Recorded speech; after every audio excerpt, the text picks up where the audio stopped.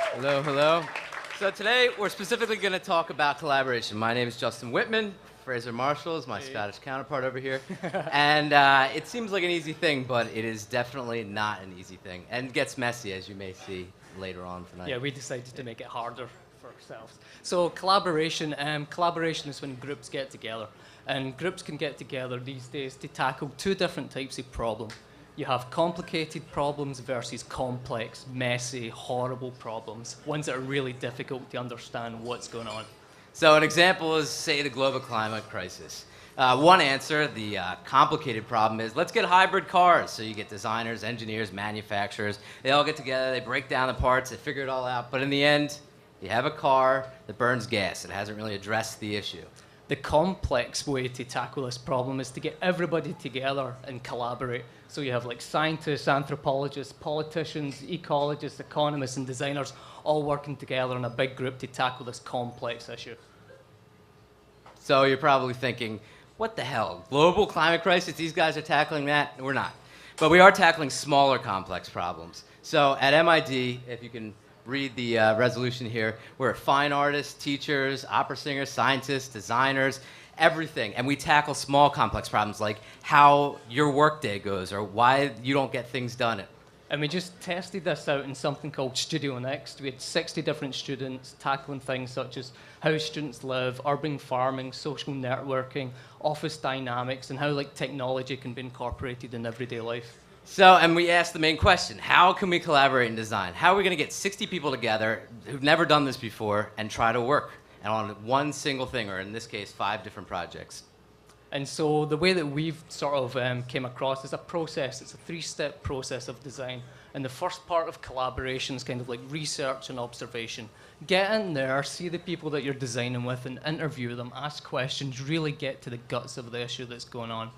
And this is like a wealth of information comes from this point. The second stage is analysis and brainstorming. So you essentially take all the stuff you got from the office people, from whoever you're working with, the group you're working with, and you analyze it and you brainstorm on what the most important things are. So you break it all down so that hopefully you can help them after you start to sort the pieces. The third and final stage of collaboration is a collaboration that's really important. It takes place sort of out in the field with the client that you're working for, and it's like testing and prototyping.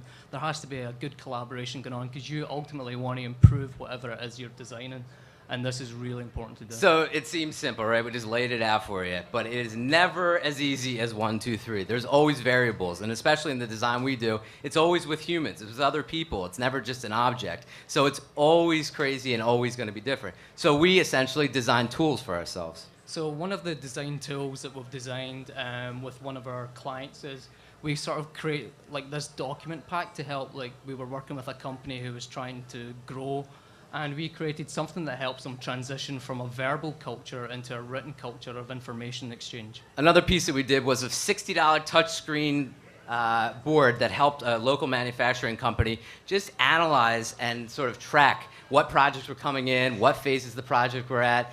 It really helped them to sort of sort things out, and it was, again, $60.